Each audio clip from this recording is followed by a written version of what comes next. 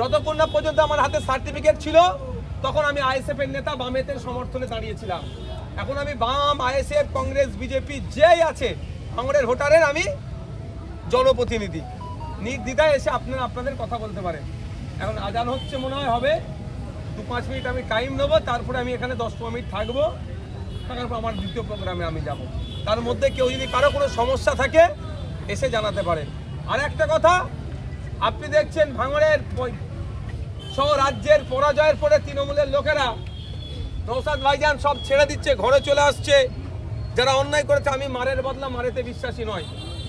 এই 6 লেনে যারা বোম ছুটছিল তাদেরকে আমাদের ছেলেরা ধরে ফেলেছিল, আমি তাদেরকে আগলে বার করে দিয়েছিলাম এই জায়গাটি, তাই তো নাকি? আপনারা সাক্ষী আছেন। তাহলে আমি মারের বদলা মারেতে বিশ্বাসী নয়। কিন্তু আমি একটা জিনিস ছাড়বো না, গরিব মানুষ আবাস যোজনা 60,000 টাকা ঢুকেছে, 10,000 কাটিমানি নিয়েছে, আবার পরে 60,000 ঢুকিয়ে 10,000 নিয়েছে, অর্থাৎ 20,000 হোক, 15,000 হোক, 30,000